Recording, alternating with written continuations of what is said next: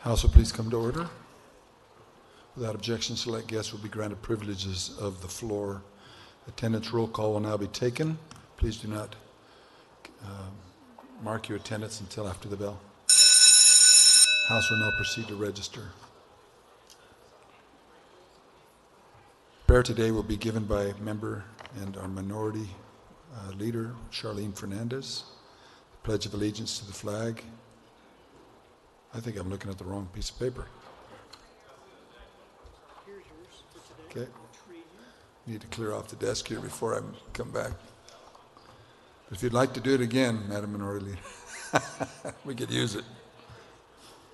Prayer will be given by Charles Long, Colonel Charles Long, guest of member Reginald Bolding, after which the colors will be presented and posted by the Buffalo Soldiers of America.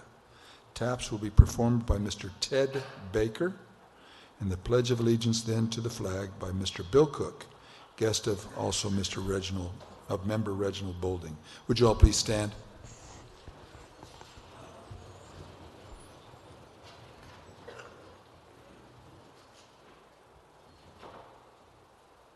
Holy Father, in the name of Jesus Christ, our Lord and Savior, we thank you once again for this great and wonderful day.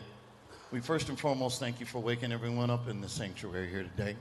We want to thank also the House, the Arizona State House, for opening the doors and granting us the opportunity to have this special celebration in honor of a young man who sacrificed his life not only just for his friends, but for this country, PFC Oscar Austin. We'd like very much for everyone to know not only are we here celebrating PFC Oscar Austin, a young man who in turn not only served as a United States Marine, but he's an outstanding representative of the history of America's Buffalo Soldiers, commissioned in July of 1866. Today, we are proud to have members of the USS Oscar Austin here in the chambers, and they are in the balcony. And we'd like very much to not thank them for coming all the way from Norfolk, Virginia. So in keeping in the spirit, we thank everybody, and we thank most of all our Father above for the opportunity to not only continue to provide soldiers such as PFC Oscar Austin. And we thank again this chamber, we thank the President of the House, and we thank everybody who was here in presence. In Jesus' name, everybody say, Amen. Amen.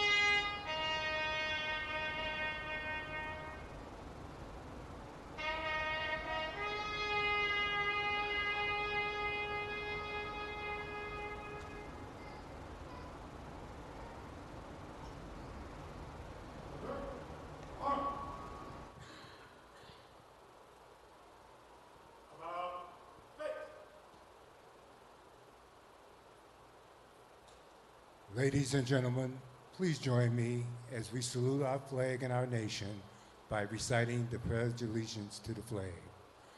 I pledge allegiance to the flag of the United States of America and to the republic for which it stands, one nation, under God, indivisible, with liberty and justice for all.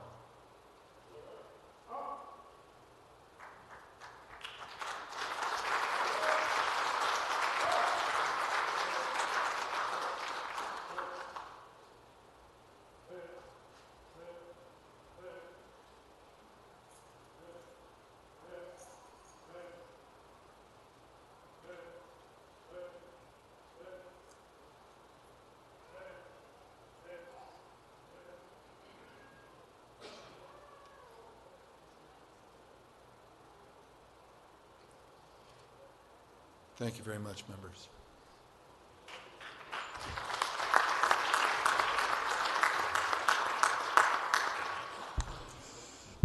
Our thanks to the Buffalo Soldiers and to those who prayed and pledged with us today. Without objection, the reading of the Journal of Tuesday, February 18, 2020 is dispensed with and approved as written. Members Lawrence and Kavanaugh, would you please introduce our Doctor of the Day? Thank you. With your permission, Mr. Chair. Mr. Speaker, let me introduce the Doctor of the Day, Dr. James Nachbar. Dr. Nachbar is a plastic surgeon, precinct committeeman from LD 23. After medical school in St. Louis, he did surgery residency in Tucson at the University of Arizona, unfortunately. More recently, he went to evening law school here in Phoenix, but while he earned his Arizona law license in 2018, his day job is still as a plastic surgeon in Scottsdale. Doctor of the Day, Dr. James Nachbar. Welcome, sir.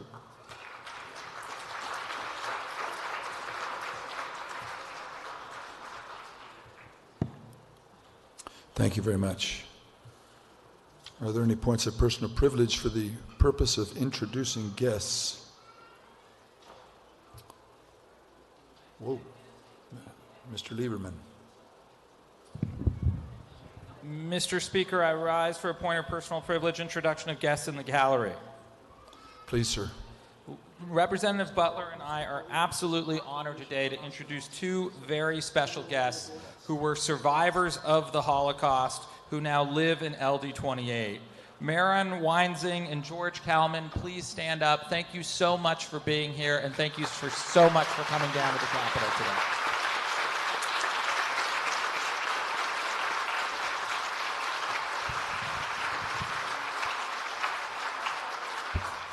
Ms. Gavaldon. Mr. Speaker, I rise for a point of personal privilege, introduction of guests in the gallery. Thank you. First, I want to introduce some young people that actually came to visit with me from Lucha. And I have to tell you, I have such hope and I have such admiration for these individuals that I'm introducing. If you're here, please stand up. I have John Guerrero, Ashley Gilliam, Ricardo Carro, and Kim Stevenson. And even though they're not here, I have to tell you, ladies and gentlemen, that it was such a wonderful conversation, and again, a lot of aspiration in that room. And the last thing I'd like to share, Mr. Speaker, is I'd like to thank the Arizona Community College Coordinating Council for the Taste of Community College today. An excellent lunch. So thank you very much, Mr. Speaker, for this opportunity to speak. Please. Thank you. Representative Udall.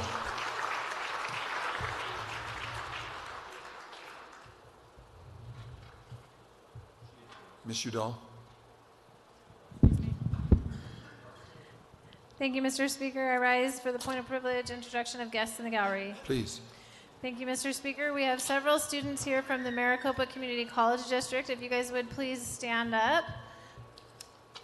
And they are here to tell us a little bit about their experiences at community college and how much community college has meant to them. And so we appreciate them being here to visit with us. Thank you. Thank you very much.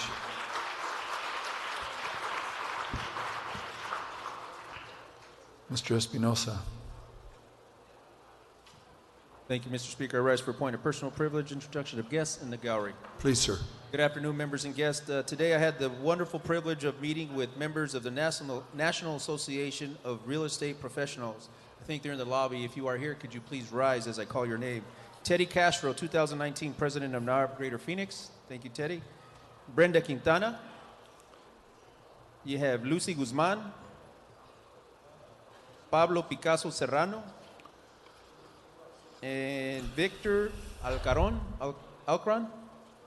And lastly but not least, Carlos Velasco. He's not here. Thank you. Thank you, Mr. Speaker, and thank you for all you do for our community. Thank you very much. Representative Cobb. Representative Cobb. Gina. Yes, Mr. Speaker, I rise for a point of personal privilege, introduction of guests in the gallery. Today we have with us our new president of the Mojave Community College, Mr. Stacy Klippenstein, and his wife, Carrie. Are you up there? Thank you for coming today. Please. Okay. Mr. De Grazia. Thank you, Mr. Speaker. I rise for a point of personal privilege, introduction of guest in the gallery. Please, sir. Thank you, Mr. Speaker. Members, Representative Engel and I are honored to present to you today a Holocaust survivor and a resident of LD10. Please welcome Mr. Chris Tanz. Ms. Tanz. Thank you. Welcome to your house.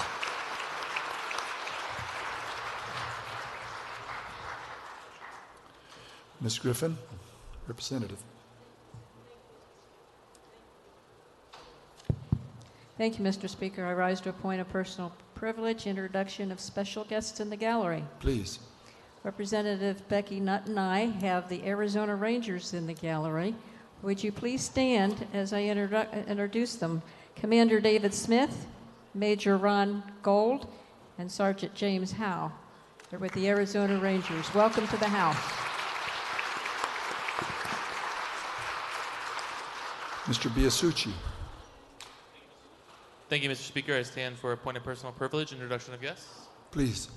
I would like to welcome the members of ABATE here today. If you guys can stand up. And such a great group. We were able to meet with them today, have some lunch. Thank you all for being here. We're huge supporters of all motorcycle riders and appreciate you guys being here today and everything you're doing. So thank you all so much. Appreciate it.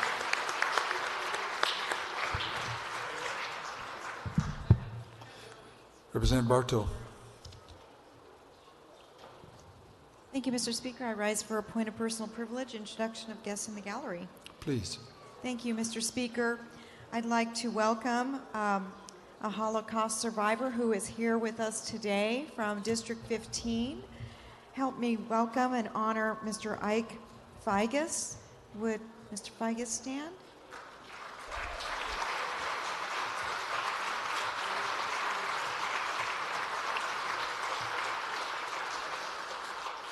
Thank you for being here. And Mr. Speaker, I have another guest to introduce. Thank you. Also with us today, we have members of the Arizona Council of Human Service Providers on Council of Human Service Providers Day at the Capitol today.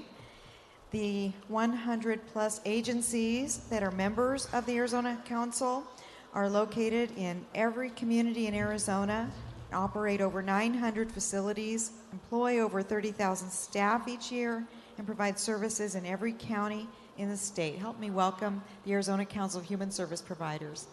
Thank you very much. Mr. Carroll. Thank you, Mr. Speaker. I rise for a point of personal privilege, introduction of guests in the gallery. Please, sir.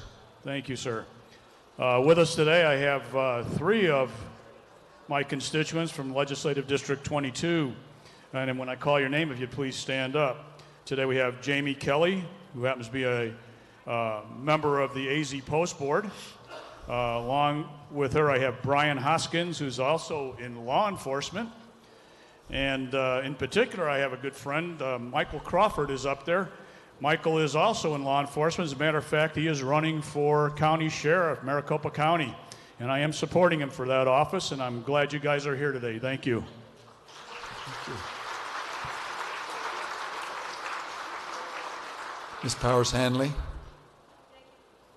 Thank you, Mr. Speaker. I rise for a point of personal privilege, introduction of guests in the gallery. Please. Thank you, Mr. Speaker. So Dr. Fries and I are honored to welcome 2 Holocaust survivors from LD9. These are Michael Bokar and Powell Litcher. Please stand up. I hope I didn't mess up your name too bad. Thank you. Thank you.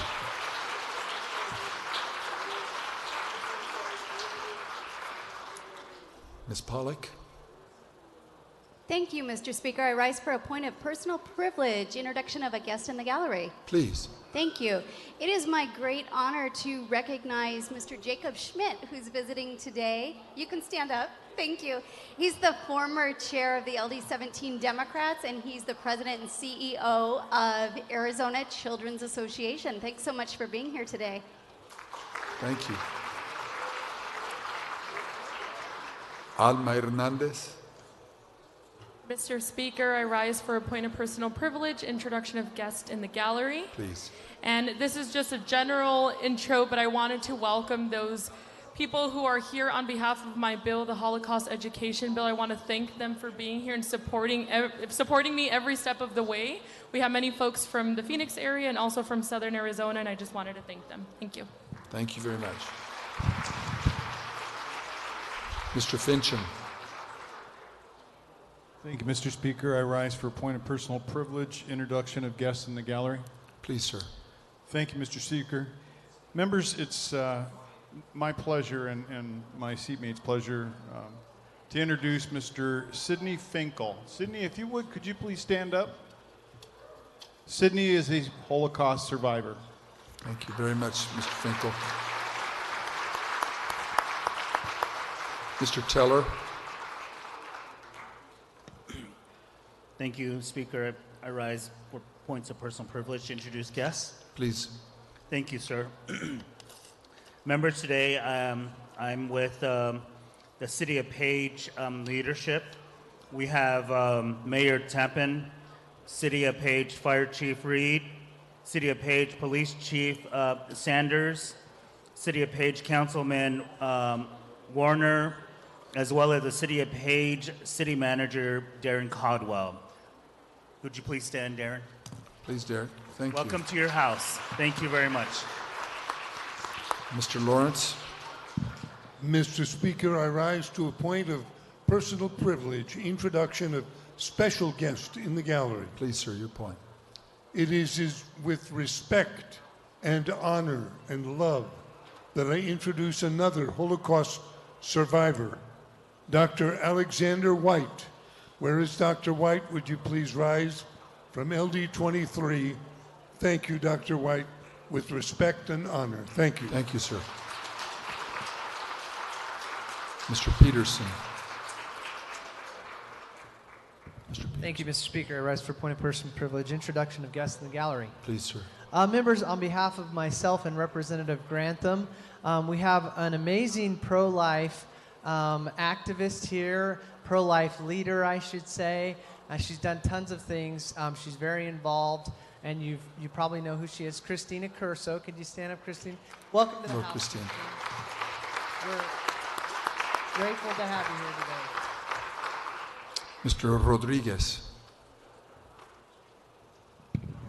Thank you, Mr. Speaker. I rise for a point of personal privilege, and I just was hoping to get my seatmate. Mr. Boulding also joins me in this sentiment. Please, sir. Give him a moment to arrive. Mr. Speaker, I rise for a point of personal privilege, introduction of guests in the gallery. Please. Today, Mr. Boulding and I have the honor and privilege to introduce a citizen of LD 27, a Holocaust survivor who has graced us with his presence today. That would be Mr. Bodo Schrader. Welcome to your house, and thank you for coming. If you could please stand.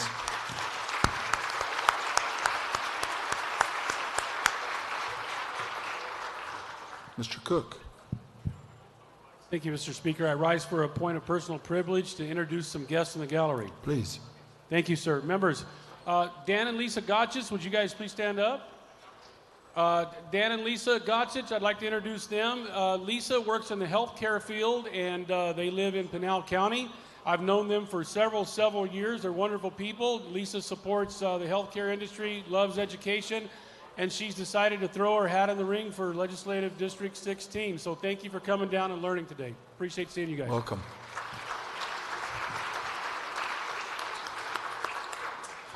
Mr. Dunn. Representative Dunn. Mr. Speaker, I rise for a point of personal privilege, introducing of guests in the gallery. Please. Today we had the opportunity of some folks from Arizona Western College and Yuma to come up. Dr. Daniel Kaur, who brought a group of students and some other teachers and faculty. I'm not sure if they're in the audience or if they're on over at the Senate, but anyway, thank you for being here at the Capitol. Thank you so much.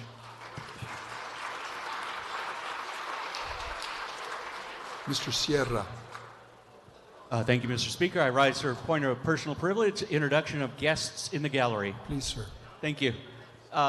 We couldn't introduce all of the NAREP guests without also mentioning Jalissa Thomason from the National Association of Hispanic Real Estate Professionals.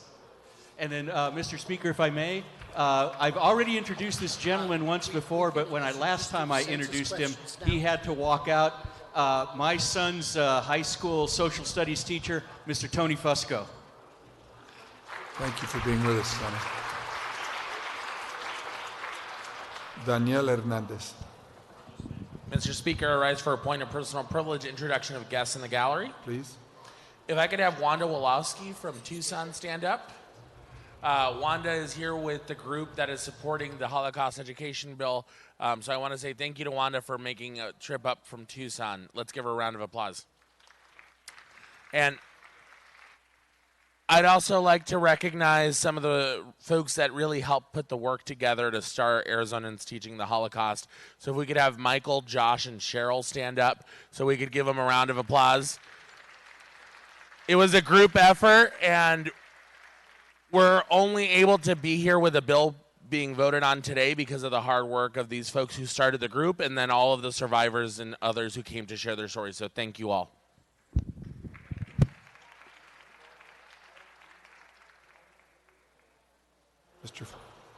Dr. Fries, Assistant Minority Leader. Mr. Speaker, thank you. I rise to a point of personal privilege, introduction of guests in the gallery. Please.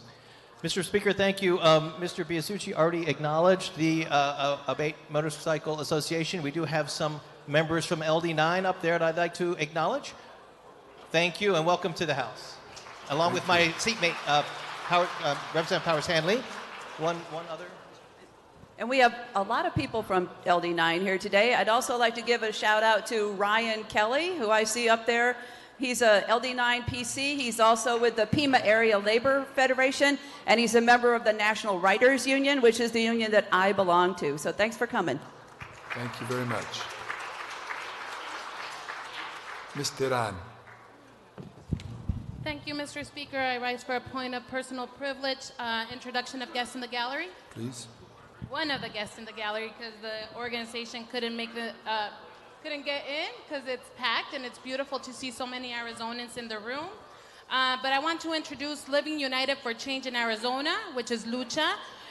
This is their third lobby day here at the state capitol, and just a little bit of background on the organization.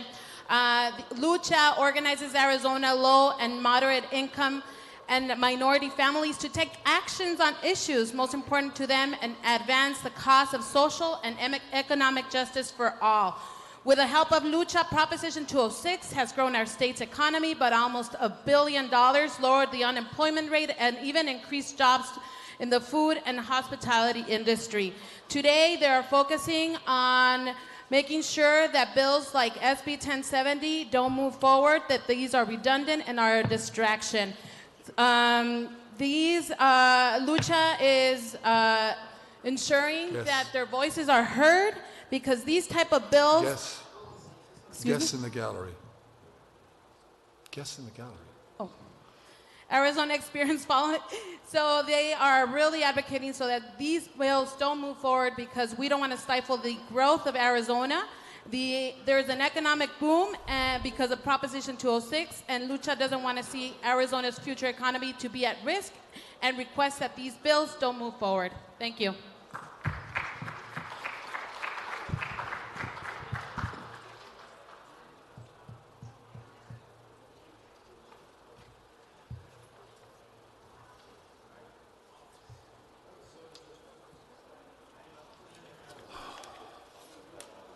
Mr. Cook.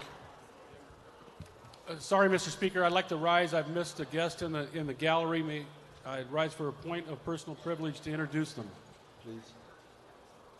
Thank you, Mr. Speaker, members. So I was trying to write something down real quick, but I got a message, and Braid's that up.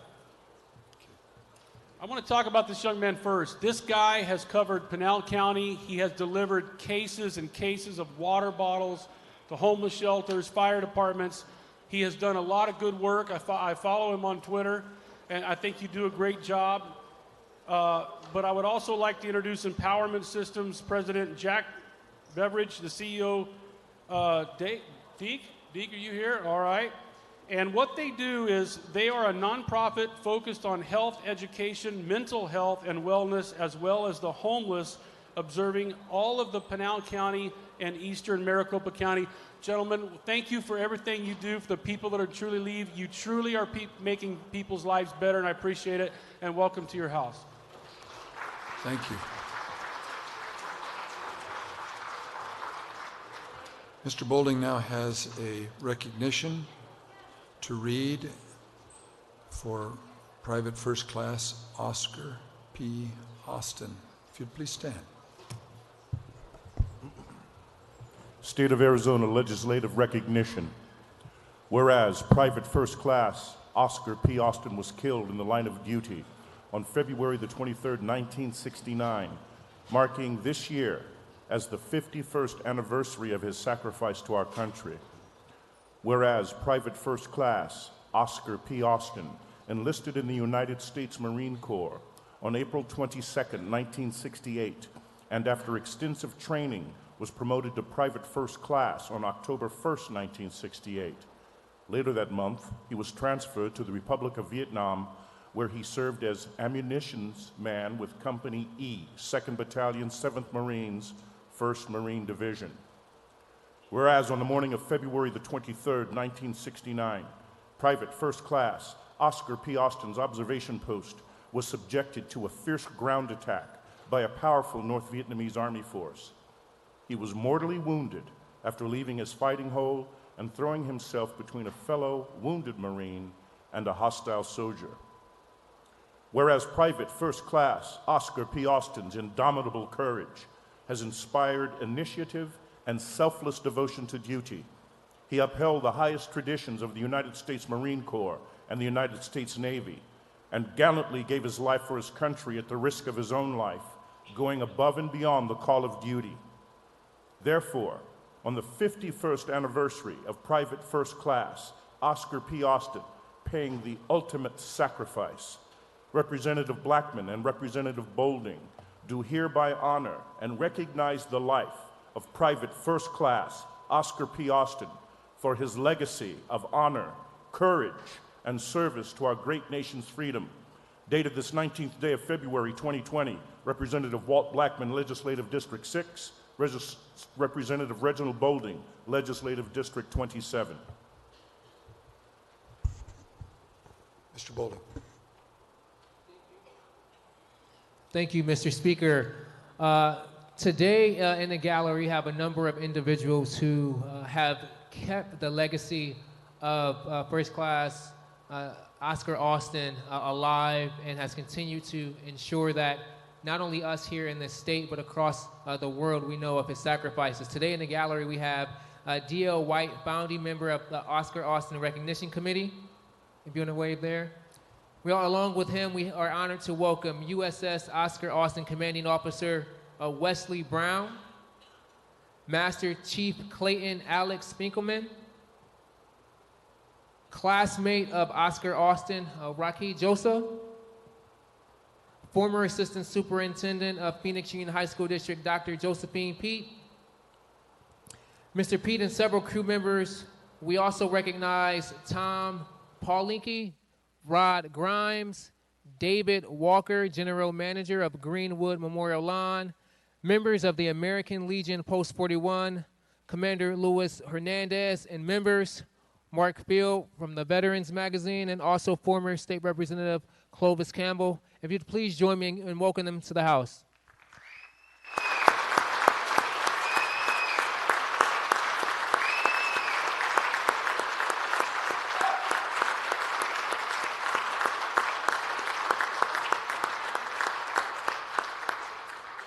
Mr. Speaker, if we could just give one more round of applause to our active duty veterans that are standing here today that defend our freedoms every single day.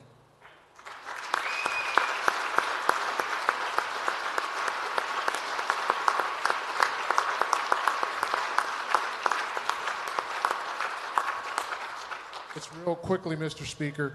The last person who wants to go to war is a warrior.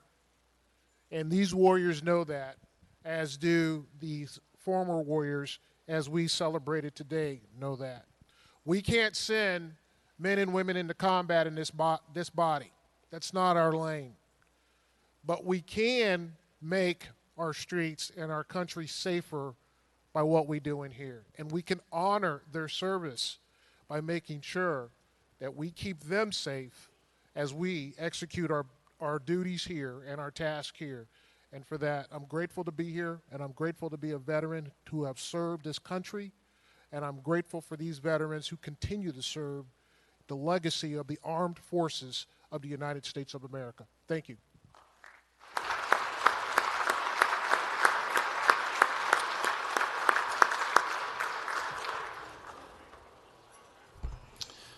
Thank all of you for being here with us. And let's please close the board. We show a presence of 60 members, 0 absent, none excused. Business on the Speaker's desk. Members without objection, House Bill 2844 is withdrawn from the Military and Veterans Affairs Committee and assigned to the Natural Resources, Energy, and Water Committee. And the committee action of the February 18, 2020 is ratified and should be reported to the House. Reports of standing committees. Without objection, reports of standing committees as listed in the calendar will not be read. The reports will be entered in the journal. The bills will be placed on the House calendar. Business on the Speaker's desk. Without objection, the following communications from the Governor as listed on the calendar will not be read and will be entered in the journal. The clerk will record the action of the Governor. Other business from the Senate. Without objection, the following messages from the Senate as listed on the calendar will not be read and will be entered into the journal. The clerk will record the action of the Senate. Second reading of bills. HB 2736, prohibited agreement, public works contracts. The clerk is instructed to record the action of the House. We're now going to do third reading of bills. I have a comment. One of the bills we'll be doing today is for the recognition of those honored guests that so many of you have introduced today, who were Holocaust survivors. This has been of particular interest to me in my Jewish ancestry. And I want to recognize survivors of that horrendous period of time from Tucson and Phoenix who are joining us today in the gallery, and recognize their service to the people of Arizona presently and in the past by taking their time to share their stories with the youth of our day so that they might be more familiar with what can happen when certain elements, certain thoughts are allowed to propagate in our hearts and be joined in such horrendous effect.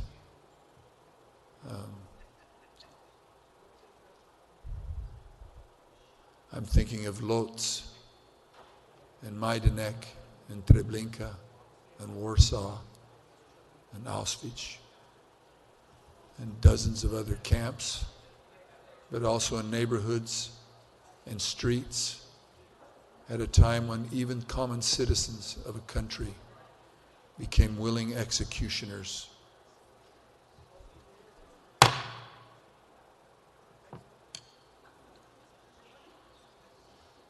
And I honor you and we honor you.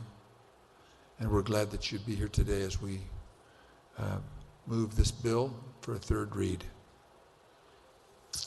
Third reading of bills. 2682. House Bill 2682, amending Title 15, Chapter 7, relating to school instruction. Members, you've heard the third reading of House Bill 2682. All those in favor, please vote aye. Those opposed will vote nay. Please do not vote until you hear the bell.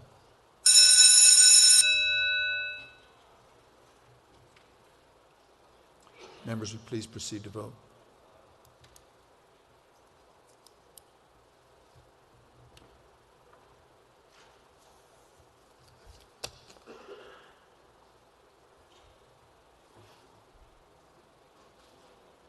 Mr. Lieberman.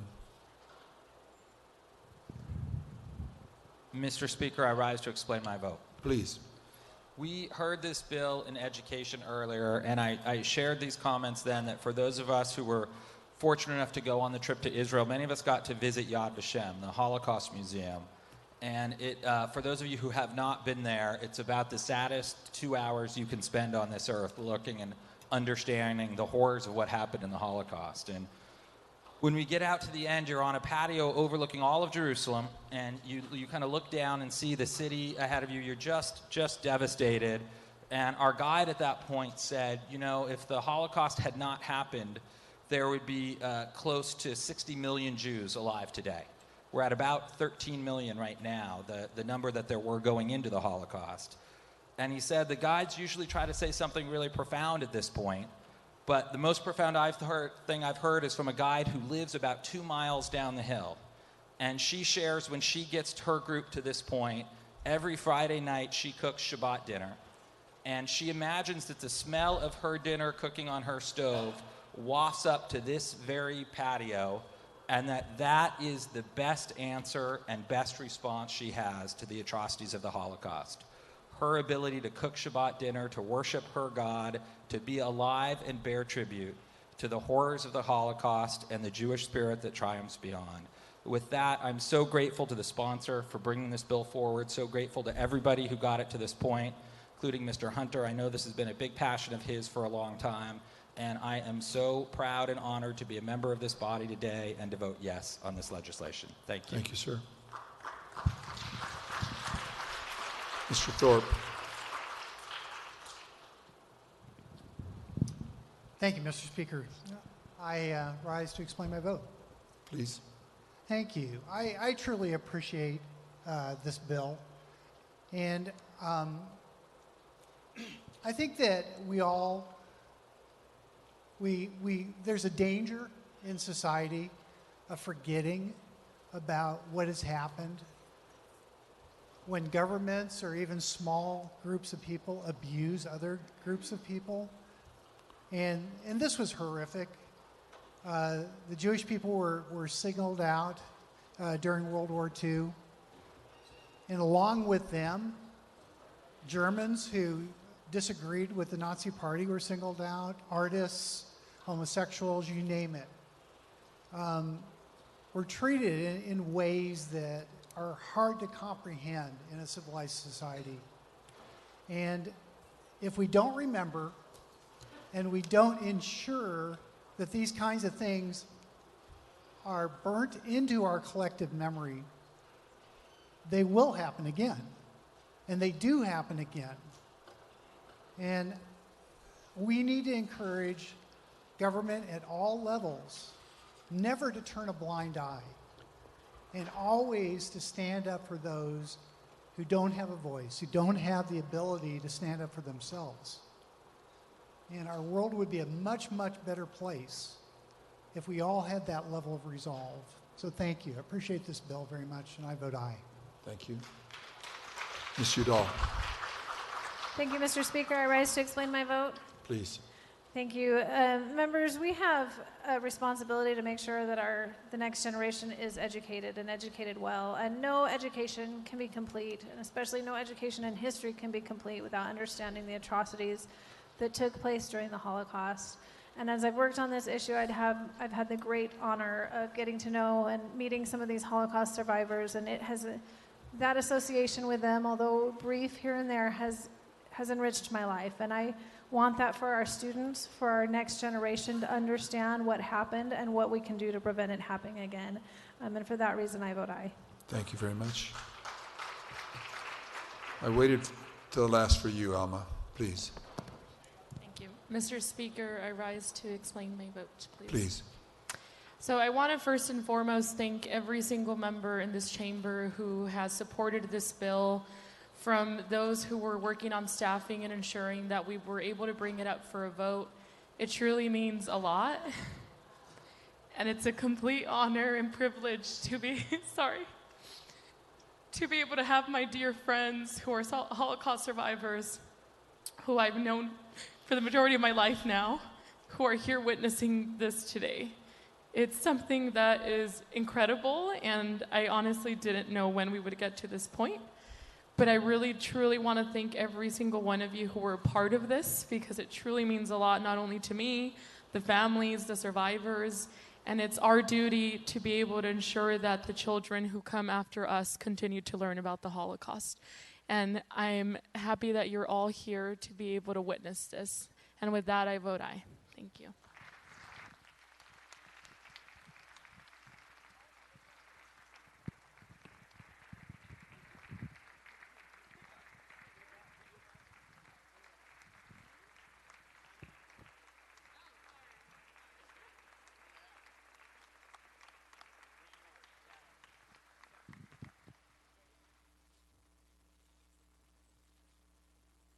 Thank you very much, Alma, for all you've done, and I vote aye.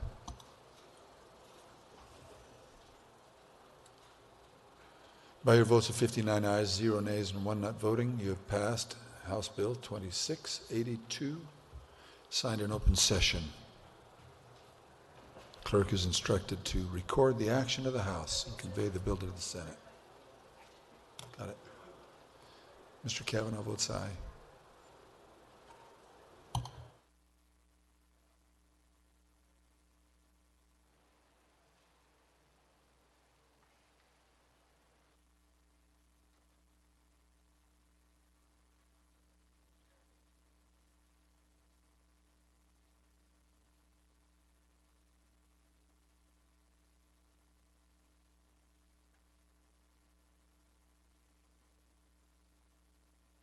House Bill 2310. House Bill 2310, appropriating money to the Department of Emergency and Military Affairs. You've heard the third reading of House Bill 2310. All those in favor, please vote aye. Those opposed, vote nay. Please do not vote till you hear the bell. Members, please proceed to vote. To all of you who've come, thank you for coming. And as we vote on these other bills, we're grateful for your presence. And please be safe. Be careful going home.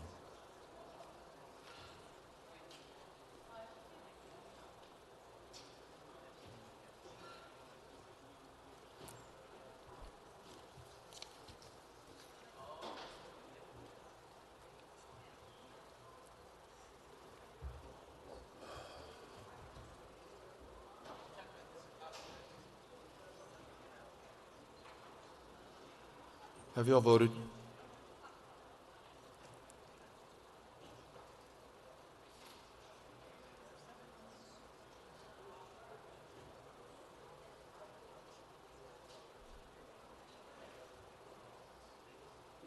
Members Allen, Biasucci, Blanc, Bolding, Bolick. Mr. Allen votes aye.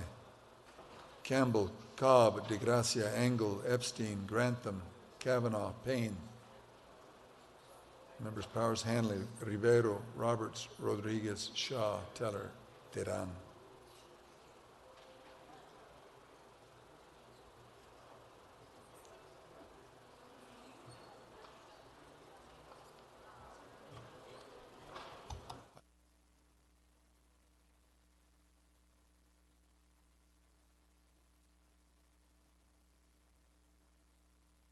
Mr. Peterson.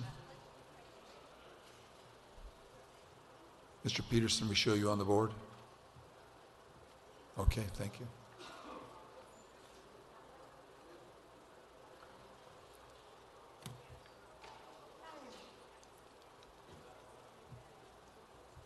Members Blanc, Bolding, Epstein, Powers, Hanley, Ribeiro, Rodriguez, Teller, Teran. How do you vote?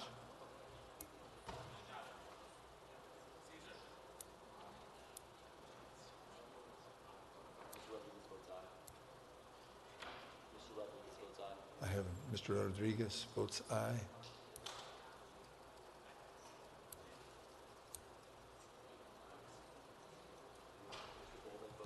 Mr. Bolding, thank you, votes aye.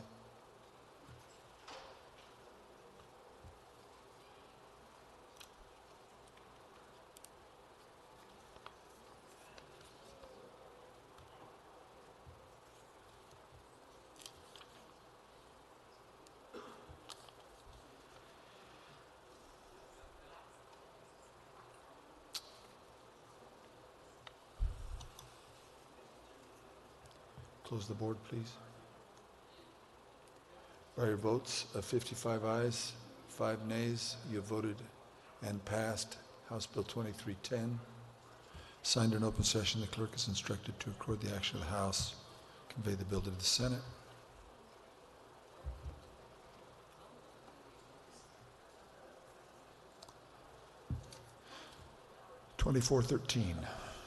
House Bill 2413, amending sections 8202 through 412822 relating to the juvenile court.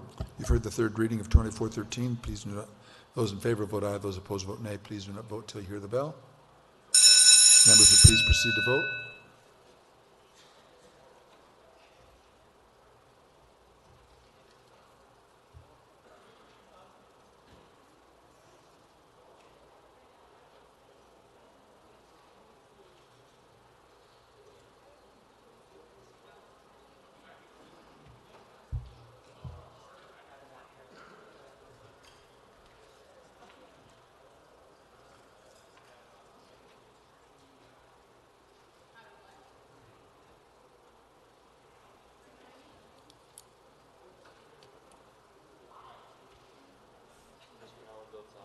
Mr. Allen votes aye. Have you all voted?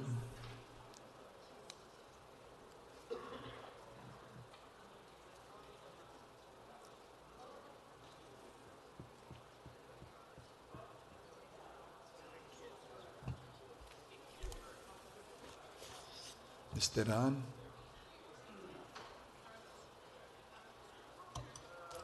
Please close the board.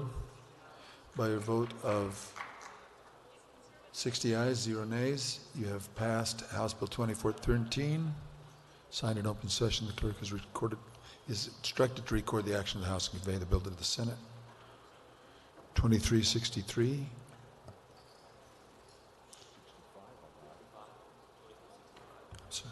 I'm sorry, 65. House Bill 2365, amending section 371054, resource conservation districts. I did not see your name, Ms. Salman. Did you still wish to speak to your vote on the last bill? You've heard the third reading of House Bill 2365. Those in favor, please vote aye. Those opposed will vote nay. Please do not vote until you hear the bell.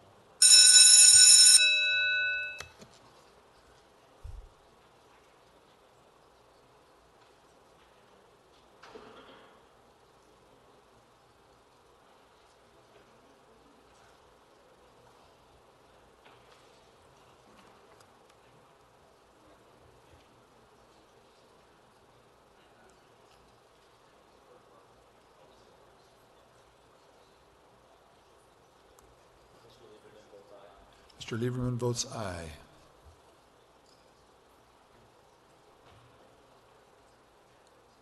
Have you all voted? Mr. Chavez votes aye.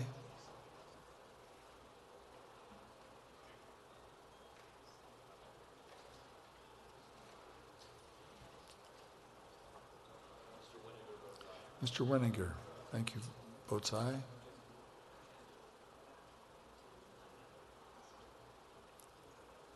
Members De Gracia and Rodriguez.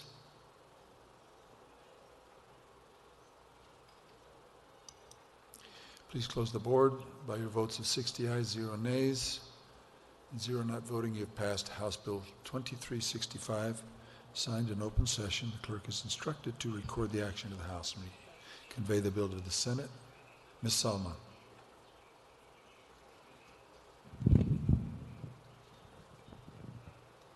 Mr. Speaker, I rise under Rule 20, protest.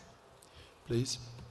Mr. Speaker and members, yesterday in the House Elections Committee, testimony was cut short for House Bill 2304 after the people of the public showed up over 100 strong to protest this bill that is undemocratic.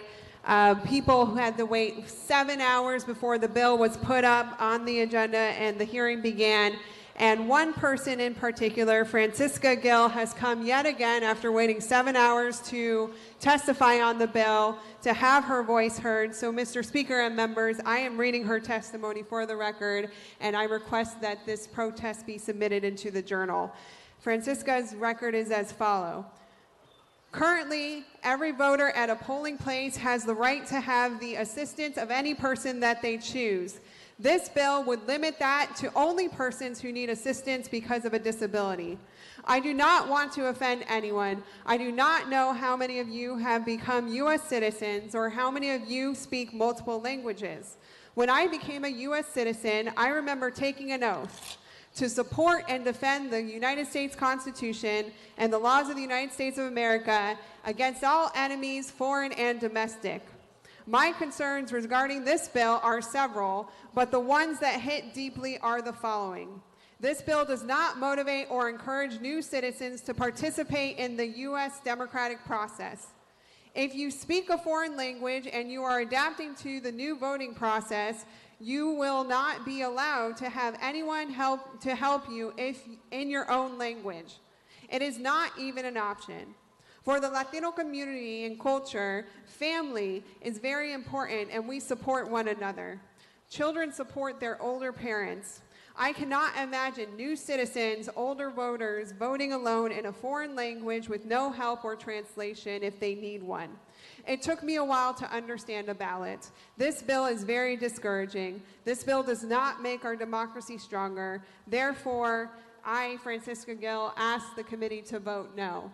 Members, her testimony should have been allowed, as the other people who waited over 7 hours to testify on this bill that will infringe on their ability to cast the ballot just because they have a language barrier. What happened in the Elections Committee is shameful. It is unbecoming of this chamber. And members, I cannot go further another day without Francisca's testimony being heard, and I ask in the future that we treat members of the public with dignity and respect, because that's what we need to do as statespeople and as representatives. Thank you. Thank you. I also watched the hearing, and I think that it is incumbent on the public as well. I've been in hearings for 14 hours plus. The first person to be heard, I'm sure they're very happy not to wait 14 hours. The members were there the whole time. I saw how people in the audience acted. I listened. If what I saw by the members of the public occurred is indicative of a democratic process, that would be surprising to me. To me, it was indicative of intimidation and disrespect. There's plenty of blame. Everybody can speak about the words they use. But to have people standing and confronting the chair, calling on her to cast her vote, I was very disappointed, and yeah, I think it's indicative to all how some of us view the decorum of the House and of our committees, and I can say I was very disappointed. Your words will be entered into the gallery per rule, and I wish those rules were followed a little bit better. Ms. Townsend. Thank you, Mr. Speaker. I rise to point of personal privilege protest under Rule 20. Please. Mr. Speaker, I'm glad that you watched the video of the recording last night. When we started our committee, I laid down the expectations of what would be done under the rules of the committee last night. I said that no one was going to be impugned, no one was going to be called a racist, no one was going to suggest that the bill was written with racist intent. Members of the public did wait, and throughout the meeting, everyone was cordial. Everyone was respectful until 4 hours and 30 minutes into the meeting. That is when Mr. Randy Perez got up to speak. One of my rules was that they would be given one warning. The second warning, they would be removed based on what has happened last week in 2 different committees. Mr. Perez went off the topic of the bill, and I gave him a warning. And then subsequently, one of the members on the dais, Representative Rodriguez, proceeded to protest and then speak over the chair. And I gave him a warning to stop speaking over the chair, and he persisted. So I recessed the meeting. At that point, it devolved into chaos. It is the prerogative of the chair to keep decorum, if nothing else than for the safety of the members of the public, staff, and the representatives. That was my responsibility last night, and that was the forefront of my mind. We had a member of the public breach the dais multiple times with threatening body language and yelling at the chair. Yes, she did. It's on video. Yes, she did. At that point, I moved to call for a vote. Mason's manual, which you should all have on your desk, has rules for decorum, which we build our house rules off of. In section 805, it is within the discretionary capacity of the presiding officer of a legislative body to insist upon the orderly recognition of speakers and to make quick judgments as to what the method to use to maintain order at emotionally charged meetings. And in section 807, a question of order takes precedence over the pending question, may be raised when another has the floor, requires no second, may be amended, and must be decided by the presiding officer. 30 seconds. Thank you, Mr. Chair. It was up to me to maintain decorum. Representative Salmon consistently overspoke me, challenged me, ignored me, and set the example for the public. The public watched their example of ignoring the decorum of the meeting and followed suit, and we devolved into chaos, which put all of us at risk. I have submitted an ethics complaint on both Representative Athena Salmon and Representative Diego Rodriguez, and I recommend that we have some training on the proper decorum in committee so that this does not happen again. Thank you. And I would like my comments entered into the record. So ordered. Mr. Thorpe. Thank you, Mr. Speaker. I'd like to make a comment about last night. I felt really bad that the young lady... You have not been... Pardon me? It's not a comment period. It's not a proper motion. And you're... And can I make any statement No, you may not. Okay, thank you. Thank you. Mr. Fernandez.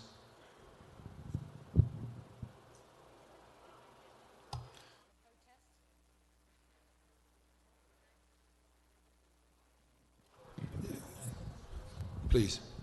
You can rise to a point of personal privilege comment, but it has to be a protest. Just...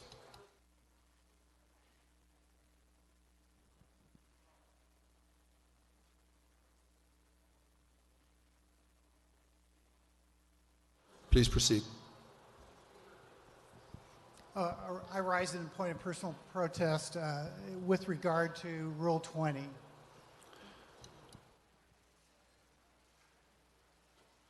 Please proceed. Thank you, Mr. Speaker. So last night, I felt really bad. The young lady did not have an opportunity to speak. There's also another gentleman who I spoke with afterwards who were both part of this group that was there last night, and we had a wonderful one-on-one conversation about what happened last night. I was pretty appalled that my Democratic colleagues didn't help to calm down the situation. Mr. Perez, when he approached the podium, he fueled this whole problem. Earlier in the evening, he was polite, but when he came up to the podium near the end of the day, he just let loose with anger, with accusations, you name it. And so the whole meeting devolved at that point. Our chairwoman had set some ground rules, and they were reasonable ground rules. And it's unfortunate that anyone that came to that meeting that wanted the opportunity to speak did not have that opportunity because of the behavior of Mr. Perez. And then after Mr. Perez's behavior, we saw other individuals start yelling and shouting and making accusations as well. It's unfortunate, Mr. Speaker, that that a situation like this could devolve into somebody being injured. We need to have our meetings that are polite, that are orderly, that decorum is held at the highest standard. I've removed people from my committees before and told them they can't come back. It is my hope that this body sends a message to Mr. Perez that if his followers would like to come to our meetings and behave properly, that they are more than welcome. Mr. Perez, on the other hand, I hope I never see him down here again, Mr. Speaker.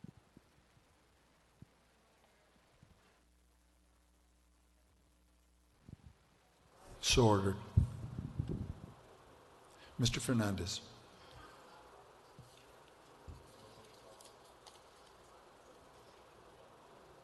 I'm sorry. I have you now. I'm sorry. Anna, Madam yes, Minority sir. I'm Leader. sorry, I couldn't hear you. I was thinking Mr. Rodriguez. I know, apologize. okay, no problem. Mr. Speaker, I rise to make a comment on the protest on Rule 20. Based on Rule 20, I am protesting and make a Please. comment. Thank you. I appreciate that. And I won't take a long time, Mr. Speaker. I, too, reviewed the video, and actually I watched it live last night. And I guess this will be just left up to interpretation on what we saw and what we heard. But, Mr. Speaker, I hope that you take note of when Ms. Salmon stood up to register her protest no less than 20 minutes ago. There was chatter throughout this body. Chatter. I could barely hear what she was saying, and she's right next to me. And when Ms. Townsend stood up to make her protest, you could actually hear a pin drop. I think we need to be more respectful of each other, not of one side being respectful to the other, but both sides. This is ridiculous how we are behaving. People are watching, whether they're watching live as it's live streamed, or this is being passed through Facebook all over the place, watching that proceeding. And it was an embarrassment to every single one of us. Every single one of us. We should be setting an example by listening to each other on this floor. And I think maybe that would carry on to our committee meetings. Thank you, Mr. Speaker. And I don't care if this is put into the journal or not. I spoke my piece. Thank you. Thank you. Mr. Rodriguez. Thank you, Mr. Speaker. I rise for a point of personal privilege. Rule 20 protest. Please. Where to begin? I found it offensive that there were law enforcement officers present at the beginning of that hearing, and that the doors were opened in order to send a clear, chilling message to the citizens of Arizona who had come to testify about the bills that were on the agenda. The tone was set from the beginning. It was confrontational. It was designed to intimidate. It was designed to chill free speech. Then as we proceeded through the hearing, there were no major issues. It is until the final bill where this whole thing came to a head. Now, to the extent that there's an ethical complaint against me, I'm not going to visit that because that will be sorted out in its own good time. But what frustrated me was that once the incident began, Mr. Perez left. And I completely dispute her characterization of both Mr. Perez's conduct and also the other young lady who was present, who has now been accused of making threats again today. for the first time. That was not spoken last night, by the way. At any time did I did not hear the chair at any time claim that she had been threatened or even felt threatened. That is new. And to me, that seems like an ex post facto justification for what occurred. So let's just talk about what happened last night. And so once the situation began to devolve, there was a properly entered motion to challenge the ruling of the chair on the issue of whether or not she could speak, the original young lady could speak. We were ignored. The motion was not entertained. The motion was made before the question was called on the bill. That was a properly made motion that was ignored by the chair. Then, at that point, the chair decides to arbitrarily decide she is going to impose a group punishment. A group punishment. That is never a legitimate exercise of a government's power against its own citizens. That's what we are talking about. If you want to exclude Mr. Perez because you followed a procedure, that is fine. No one challenged that. There's nothing in the record that will show that we challenged her decision towards Mr. Perez. What happened was that it was a decision to arbitrarily decide that she would preclude any other person who was there on the basis that, oh, it's because of you and people like you. That statement was made. I heard it. It's on the video. And it may not have been the chair who said that, but it was definitely expressed by a member of, excuse me, the Republican caucus. And so what are we supposed to do at that point? We have two choices.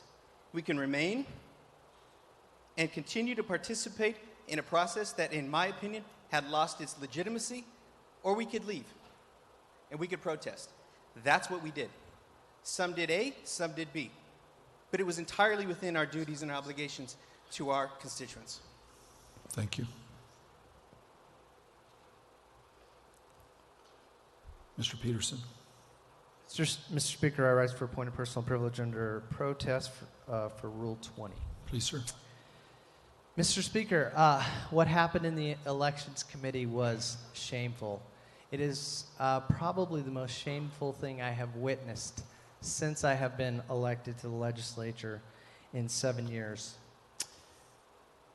There were several rules that were broken by members of the committee. Member left in the middle of the vote. Members speaking over the chair, shouting and yelling without permission. This emboldened and encouraged members of the public to run forward. Like she said, they breached the dais area. They were up near the staff. They were pointing and yelling at us, and they were being egged on to do that. It was truly disturbing. We should be working, I agree with Representative Fernandez, we should be working together. We should have all been working together to calm this down. No speech had ever been chilled. We have history, folks. We have precedents. Look at every single committee we have had. Every person got heard. Everybody got to speak. Everybody got to testify. And same with last night. Everybody got to speak. Everybody got to testify. Until somebody walked up to the dais and started shouting and yelling over the chair, insulting the Senate, yelling about and demeaning law enforcement. All of these things were completely inappropriate. That was why she had set the rules. That was what I was talking about with the precedents set. Nobody on that committee is racist. Myself included. My wife's Hispanic. My sister-in-law's a Mexican. I'm fluent in Spanish. I love the Spanish people. That is a ridiculous accusation. The rules read the rules. The rules are very clear. The chairman controls public testimony. Members, any of us can call the question at any time. That shouldn't surprise anyone. And the rules also say, if you look in the rules, that the priority is to maintain order, even above the vote. That is why the recess is so powerful. the motion to recess is so powerful.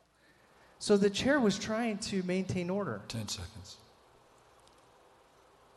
I have never seen this level of disrespect to the chairwoman, and I hope the members of that committee that were disrespectful to her issue her an apology. Your time's expired. Thank you, Mr. Speaker.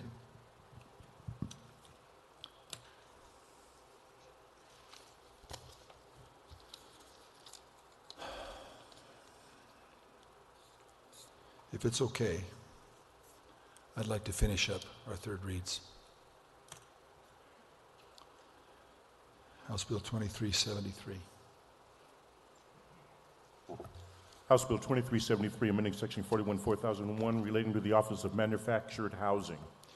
You've heard the third reading of House Bill 2373. Those in favor, please vote aye. Those opposed will vote nay. Please do not vote until you hear the bell. Members, please proceed to vote.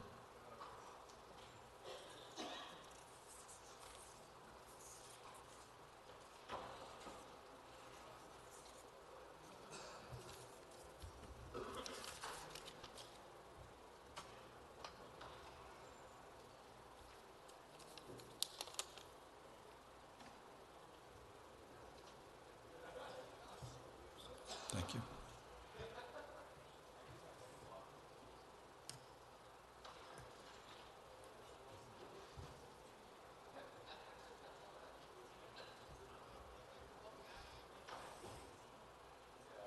Have you all voted?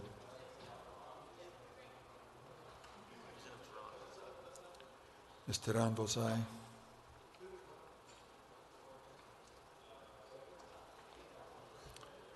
Members Bolding, Cano, Carroll, Nutt, Hernandez, Sierra. Mr. Cano votes aye. Rodriguez and Roberts.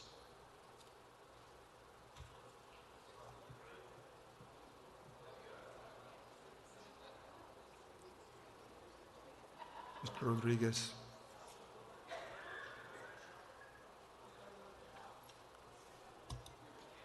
Please. Mr. Hernandez.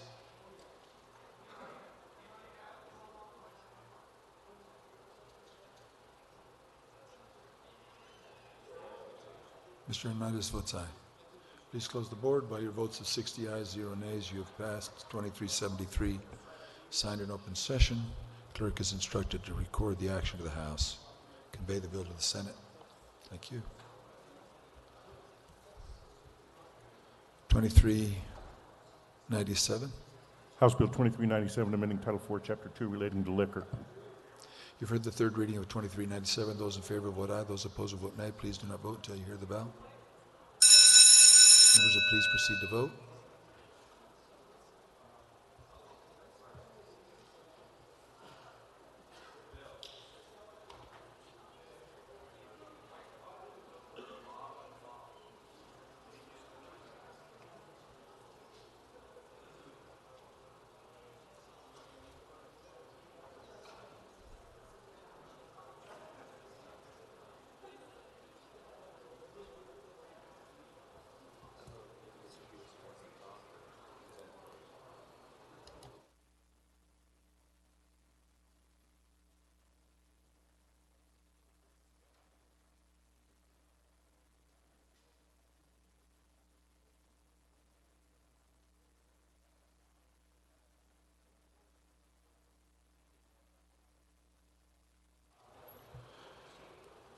Members Blount, Cano, De Gracia, Epstein, Espinosa, Fillmore, Fincham, Freeze, Hernandez, Peterson, Kern, Salman, Roberts. I rolled that R for Mr. Roberts.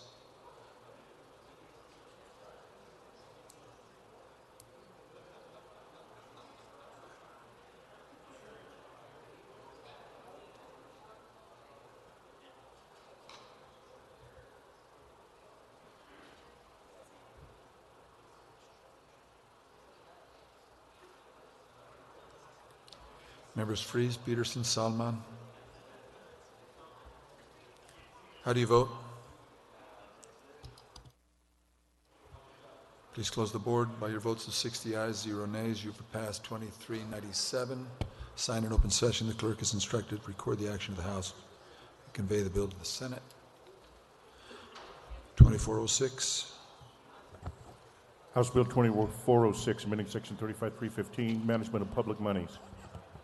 You've heard the reading of 2406. Those in favor vote aye. Those opposed vote nay. Please don't vote until you hear the bell. Members will please proceed to vote.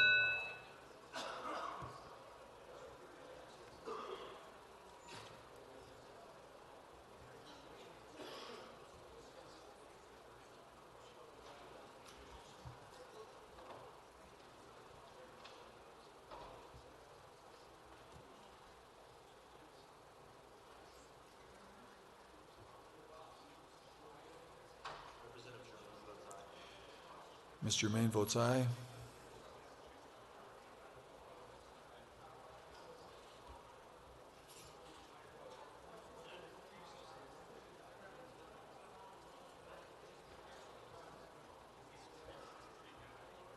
Have you all voted?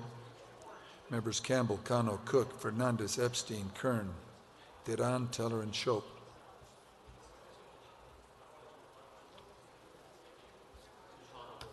Mr. Cano votes aye. Mr. Cook.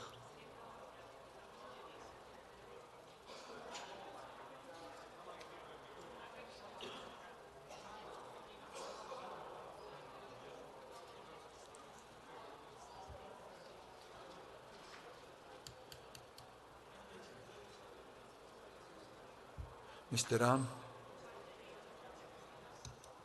Please close the board. By your votes of 60 ayes, 0 nays, you have passed 2406. Sign an open session. Clerk is instructed to record the action of the House and convey the bill to the Senate. 2407. House Bill 2407, appropriating monies for the relief of named claimants. You've heard the third reading of 2407. Those in favor vote aye. Those opposed will vote nay. Please do not vote until you hear the bell. Members will please proceed to vote.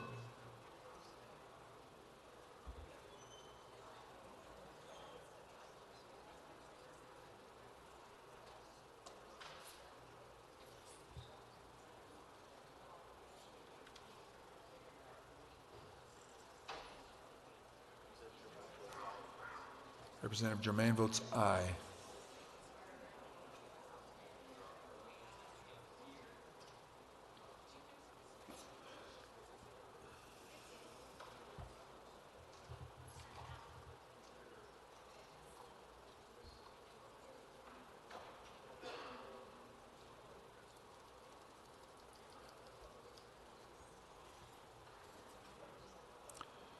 Have you all voted? Members Bolding, Cano, Epstein, Fincham, Freeze, Pollock, Teran, Shope, and Rodriguez. Members Bolding, Freeze, and Pollock.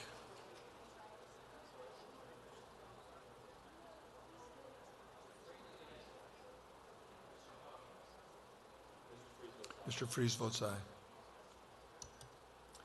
Close the board. By your votes of 60 ayes, 0 nays, you pass 2407. Sign an open session. Clerk is instructed to record the action of the House, convey the bill to the Senate. 2408. House Bill 2408, amending Section 12571, relating to medical services.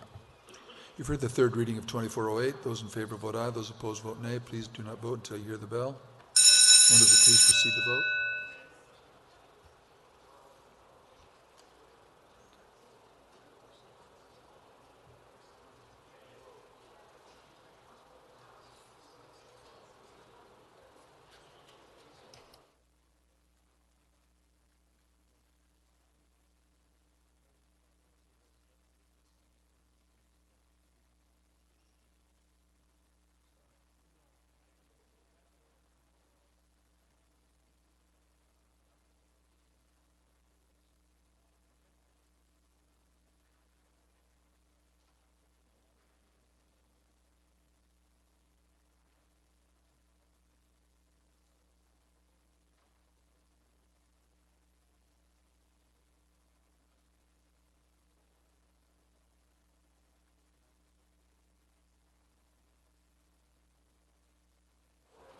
Oops.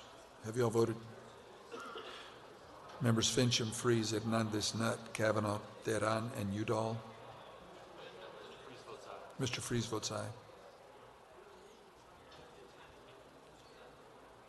Ms. Hernandez and Udall.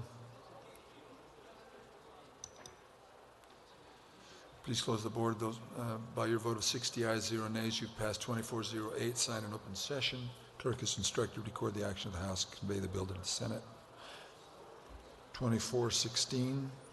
House Bill 2416, amending Section 36, Resource Conservation Districts. You've heard the third reading of 2416. Those in favor vote aye. Those opposed will vote nay. Please do not vote until you hear the bell. Members will please proceed to vote. Mr. Dunn. All right. I rise to explain my vote. Please, sir.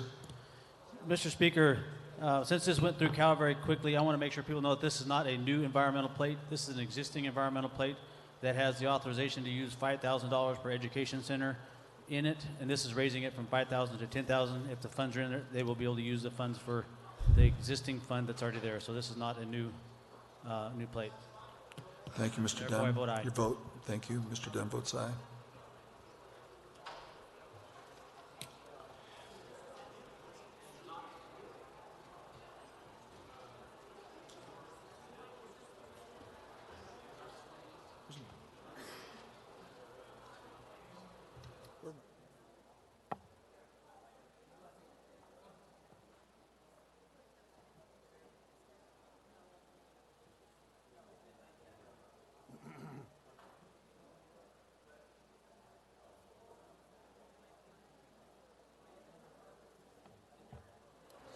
Have you all voted?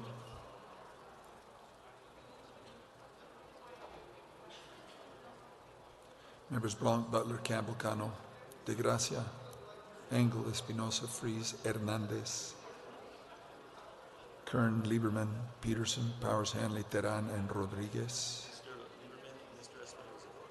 Mr. Lieberman and Espinosa vote aye.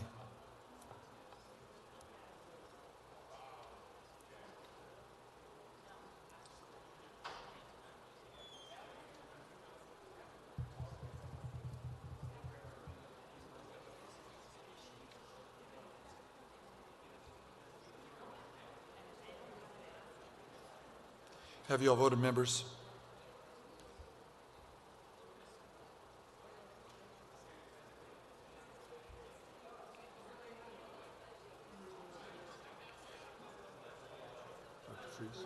Dr. Freeze votes no. Members Teran, Rodriguez, Campbell, and Blanc.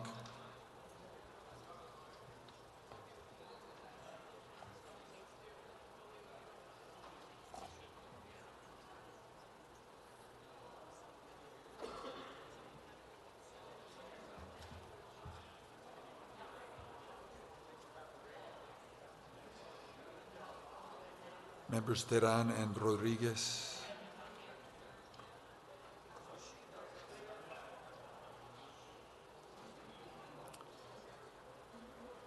Actually, it's been over 2 minutes.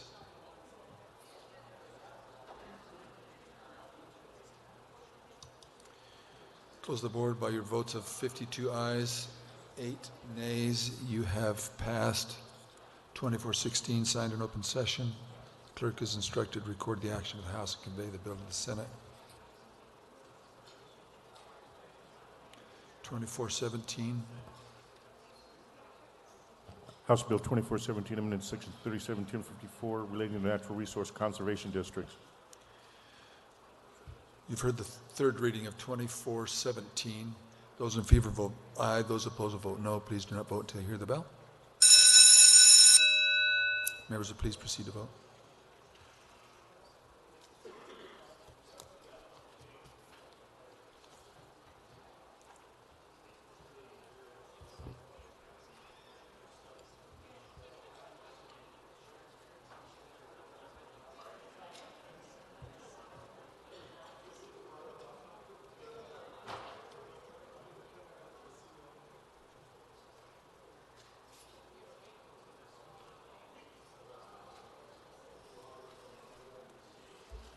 Have you all voted?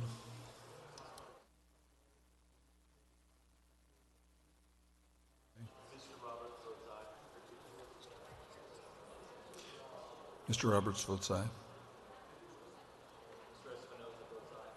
Mr. Espinosa votes aye. Mr. Kern votes aye. Ms. Solomon votes aye. Mr. Chavez votes aye.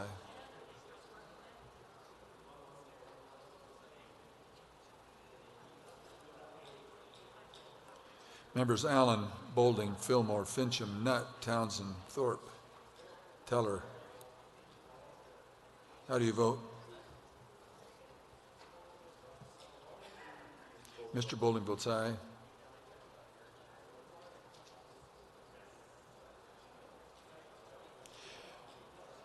Ms. Nutt, how do you vote? Mr. Teller?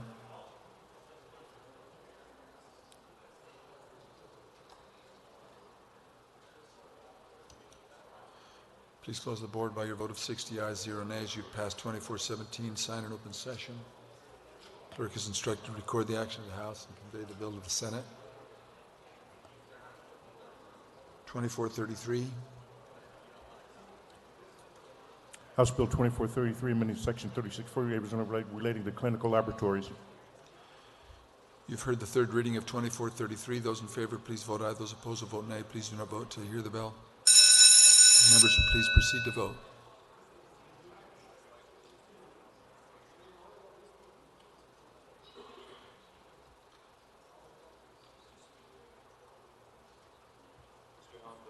Mr. Allen votes aye.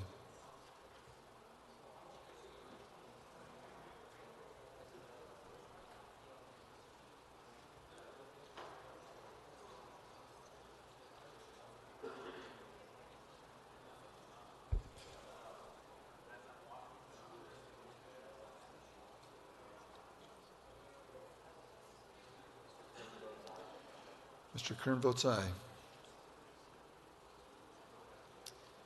Have you all voted? Ms. Salma votes aye. Members Blanc, Espinosa, Fincham, Rodriguez. How do you vote? Ms. Blanc votes aye. Mr. Espinosa votes aye. Please close the board. By a vote of 60 ayes, 0 nays, you passed House Bill 2433. Whoa. Sign in open session. Clerk is instructed to record the action of the House and convey the bill to the Senate. Thank you. Ms. Teran. Hello. Thank you, Mr. Speaker. I rise as a point of personal privilege. Rule 20 protest. Please.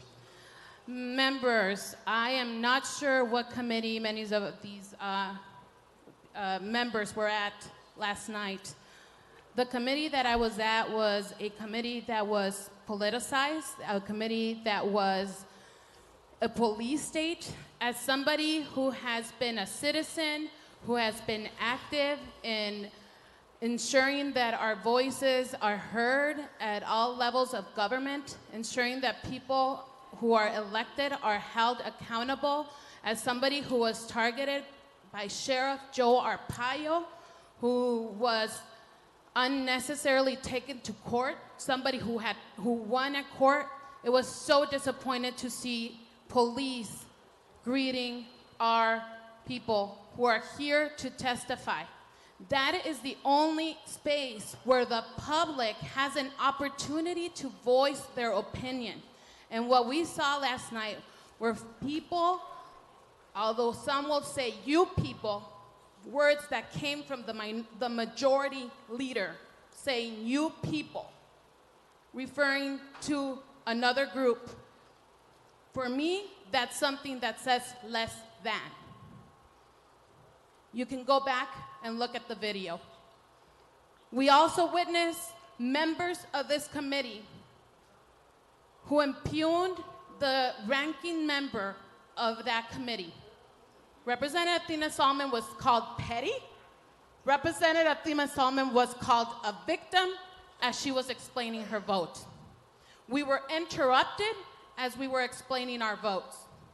The only thing we did was ensure that our communities were given an opportunity to speak. There is no regret because they are here to be part of the decision-making process. Many of them have elected us to be a strong voice here, and we're going to continue to be a strong voice. We're not going to let either police or intimidation of protesting us, for speaking up. Continue moving forward. Thank you. Ms. Blanc? Thank you, Mr. Speaker. I rise for a point of personal privilege. Protest Rule 20. I'll be brief. As the ranking member of government, tomorrow we will be hearing a bill that, in my words, can be considered divisive. I trust that if there are members of public, that we open the doors and not have them greeted by law enforcement.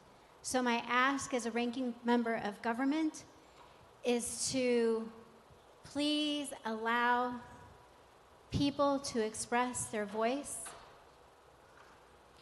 More importantly, as my colleagues have mentioned, as Representative Theron has mentioned, as Representative Rodriguez has mentioned, to have law enforcement be there and present really sends a strong message. That is my ask, Mr. Speaker. Thank you. To speak to privilege and or to as a protest are not the same thing. And we will be journaling all of these comments under Rule 20 protests. Ms. Peaton. Mr. Speaker, I'll change the mood a bit. I stand, I request a personal privilege in honor of Black History Month. And today I am sharing with you one of, I don't see him, one of our representatives' favorite inventors. And that is Frederick McKinley Jones. He was born in 1893. He died 1961. And he had a very challenging childhood. He's biracial. His mother was black. His father was white. His mother abandoned him early in life. So his father raised him until his father passed when he was 9 years old. And then he lived with a priest for 2 years. At 11 years old, he ran away, and he was on his own to defend himself. So he read extensively, and he taught himself electrical and mechanical engineering. By the time he was 20, he was able to get an engineering license in Minnesota. He served in the U.S. Army in World War I, and he used his mechanical skills to fix their equipment and machinery. And he's one of our most prolific African-American inventors. I wonder if you know what he invented. He had over 60 patents and inventions in his lifetime. 40 of them were concentrated with refrigeration. So whenever you see a refrigerated truck or refrigerated train or something like that, you have to thank Frederick Jones. He was the first, in 1935, he invented the first automatic refrigeration system for long-haul trucks, railroad cars, and those were the ones that were mounted on the roof. His invention also helped preserve blood in World War II. He revolutionized transportation of food and changed the way we eat. Although Frederick McKinley Jones changed everything from race cars to movie industry, from boats to medical treatment, he is best known for founding Thermo King, and is still in existence. It was founded in 1938, and it is still considered one of the most durable, dependable refrigeration systems. In 1944, Frederick Jones became the first African-American elected to the American Society of Refrigeration Engineers. In 1991, after his death, he was honored with the National Medal of Technology. And then in 1977, he was inducted into the Minnesota Inventors Hall of Fame. So he died, as I said, February 21st, 1961, of lung cancer. He probably smoked too much. But that's who we have to honor for all the refrigeration that we have today. Thank you. Thank you. And from Arizona, we're very appreciative.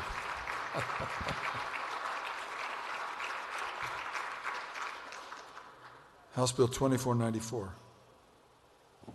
House Bill 2494, amending Section 42, 1001 relating to taxation. You've heard the third reading of House Bill 2494. Those in favor vote aye. Those opposed vote nay. Please do not vote until you hear the bell. Members, please proceed to vote.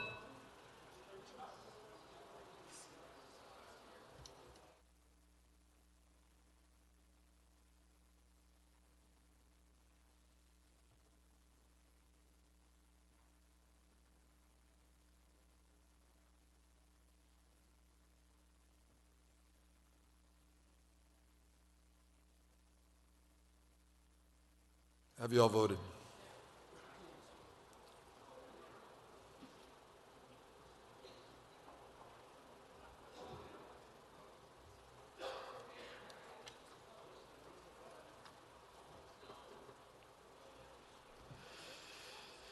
Members Blanc, Blackman, De Gracia, Fincham, Freeze, Lawrence, Rivero, Shorp, and Sosi.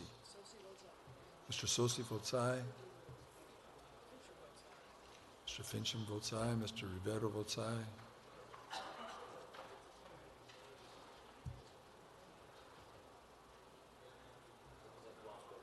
Ms. Blanc votes aye. Please close the board by your votes of 60 ayes, 0 nays. You have passed 2494, vote signed in open session. Clerk is instructed to record the action of the House and convey the bill to the Senate. 2616. House Bill 2616, amending Title I by adding Chapter 8 relating to noxious weeds. You've heard the third reading of 2616. Those in favor vote aye. Those opposed vote nay. Please do not vote until you hear the bell. Members, please proceed to vote.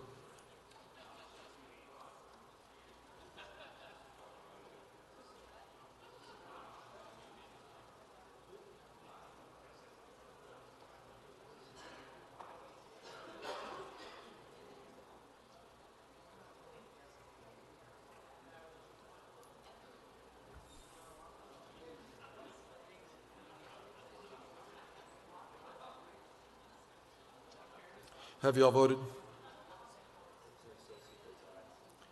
Mr. Sosi votes aye.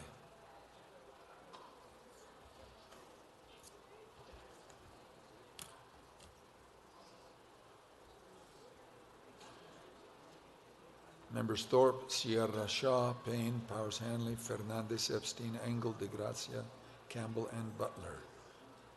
How do you vote?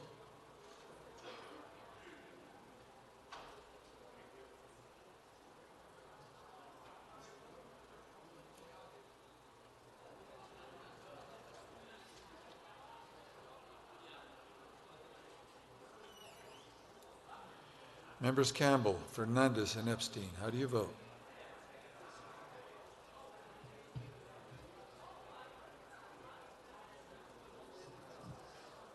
Ms. Fernandez votes aye.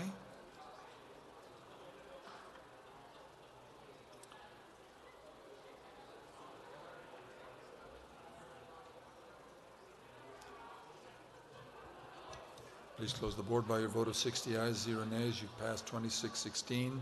Signed in open session, the clerk is instructed to record the action of the House and convey the bill to the Senate. Thank you. 2618. House Bill 2618, relating to the Department of Water Resources. You've heard the third reading of House Bill 2618. Those in favor vote aye. Those opposed vote nay. Please do not vote until you hear the bell. Members, please proceed to vote.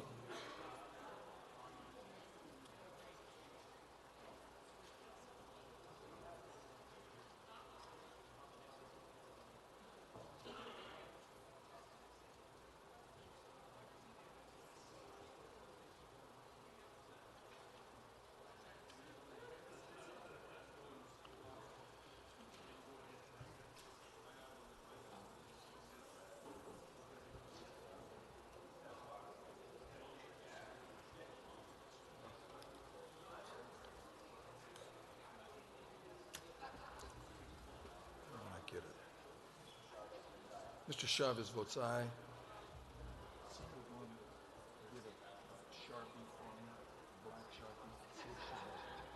Please, thank you. Have you all voted? Mr. Allen, members De Gracia, Engel, Tehran, Townsend. Mr. Allen votes aye twice. Ms. Engel votes aye 1/2 times. Ms. Townsend, a full-blown aye. And Mr. Speaker. By your vote of 60 ayes, 0 nays, you have passed 2618. Sign an open session. House clerks recorded, instructed to record the action of the House and convey the bill to the Senate.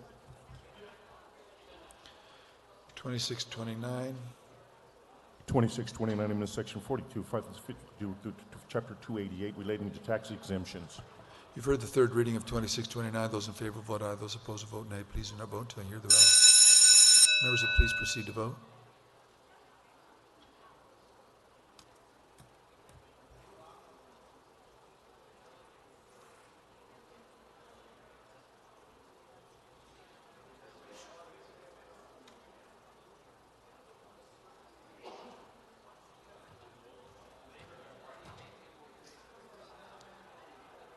Have you all voted?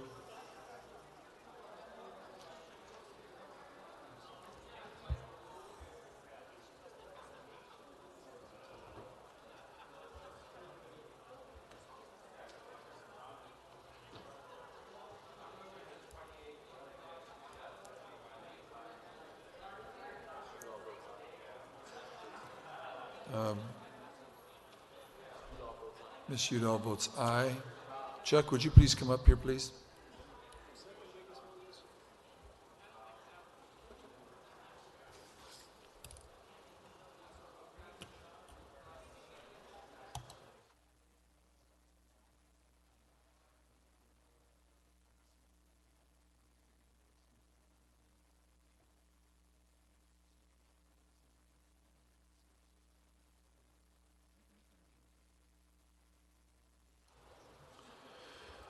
Members Butler, Chavez, Engel, Fernandez, Longden, Mesa, Nutt, Peterson, Powers, Hanley, Shaw, Sierra, Teran. Mr. Roberts. Mr. Fincham, you're on the board, please, sir. Mr. Speaker, I'd like to explain my vote. Please. Members, I'm happy to vote yes on this. It's a step towards reducing the cost of health care. Excellent. Thank you. How do you vote? You said you were happy to vote aye. Happy. Pacemaker in every pot. Or pacemaker fill a pot.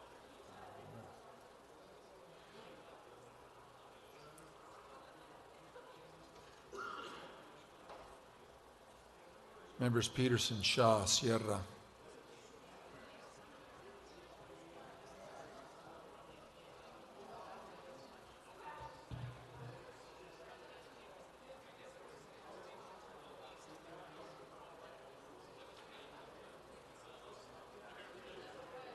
Mr. Chavez.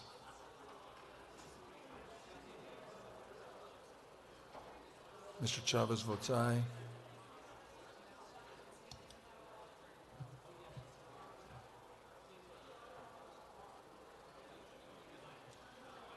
Close the board. By your votes of 40 ayes, 20 nays, you've passed 2629. Sign an open session. The clerk is instructed to record the action of the House and convey the bill to the Senate. 2645. 2645, amending sections 2611 through 2694, relating to insurer insolvency. You've heard the third reading of 2645. Those in favor vote aye. Those opposed vote nay. Please do not vote until you hear the bell. Members, please proceed to vote.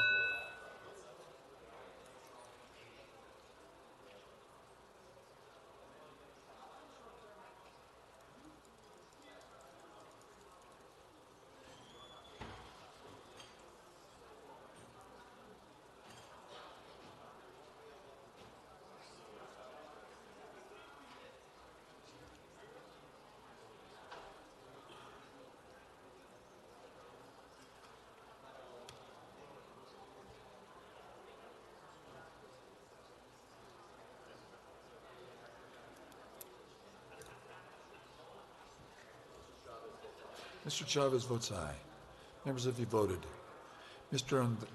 Members Andrade, Biasucci, Blanc, Bolden, Cano, Cobb.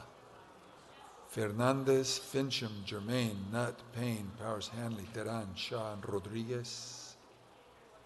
How do you vote?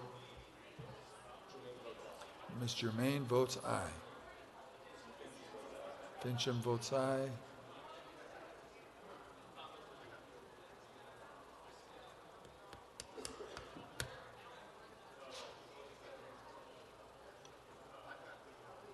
Mr. Payne, how do you vote? Mr. Payne votes aye. Mr. Rodriguez? Please close the board with your votes of 60 ayes, 0 nays. You have passed 2645. Sign in open session. The clerk is instructed to record the action of the House. Convey the bill to the Senate. HCM 2006. House concurrent memorial 2006, urging the United States Congress to enact uniform national legislation for remote sellers to collect and remit sales tax. You've heard the third reading of HCM 2006. Those in favor vote aye. Those opposed will vote nay. Please do not vote till you hear the bell. Members, please proceed to vote.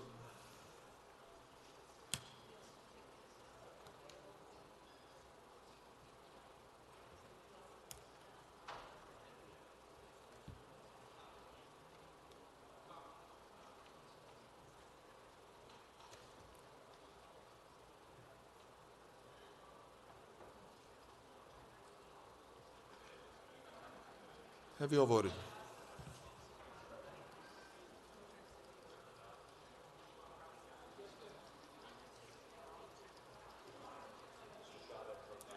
Mr. Chavez votes aye.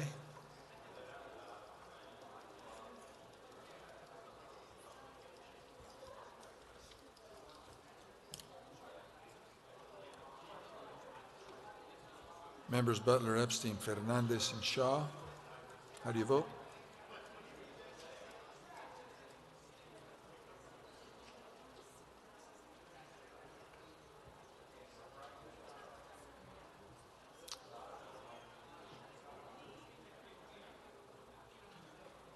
Mr. Shaw, do you vote once or twice? 2 ayes? Excellent.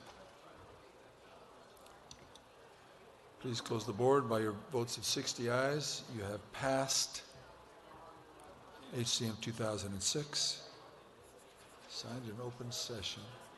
Clerk is instructed to record the action of the House and refer the bill to the Senate. HB 2682. Is that it? Okay, excellent. Okay. Are there any points of personal privilege before announcements and the motion to?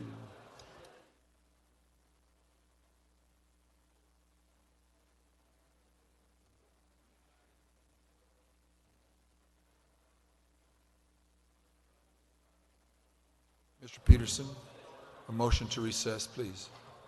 Thank you, Mr. Speaker. I move the House stand at recess till the sound of the gavel. I'm sorry, I spoke out of turn.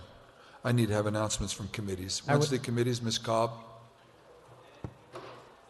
Yes, Mr. Speaker, with your permission, the appropriations will be meeting upon recess in hearing room 1. Thank you. Mr. Fincham. Thank you, Mr. Speaker. With your permission, Federal Relations Committee will not be meeting today. Thank you, Mr. Rivero. Mr. Speaker, the State and International Affairs Committee will be meeting upon adjournment of the floor. Thank you. In hearing room 5, Mr. Campbell. Mr. Shope. Mr. Thorpe. Sorry. Thank you, Mr. Speaker. Transportation will meet in hearing room 3 upon the sound of the gavel. Thank you. Thursday morning committees, Mr. Kavanaugh. Thank you, Mr. Speaker. The Government Committee will be meeting in hearing room 1, and we have a time change. It'll be 8:30 a.m. Thank you, Ms. Bartow. Thank you, Mr. Speaker. With your permission, the Health and Human Services Committee will meet tomorrow morning in House Hearing Room 4, and there is a time change. It's not 8:30, it's 8 o'clock. Thank you. Excellent. Mr. Dunn.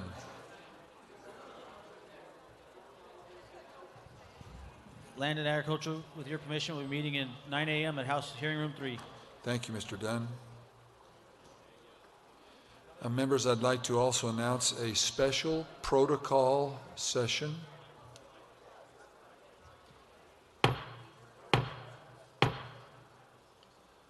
Members of a special protocol session with the Congress of Guanajuato representatives will be here tomorrow. It will be at noon in the historic House chamber in the old Capitol building. That's my announcement. Mr. Majority Leader.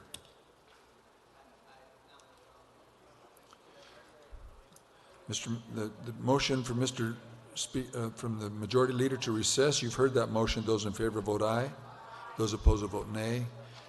Here's the ayes have it. To have it so ordered. House will stand in recess till the sound of the gavel.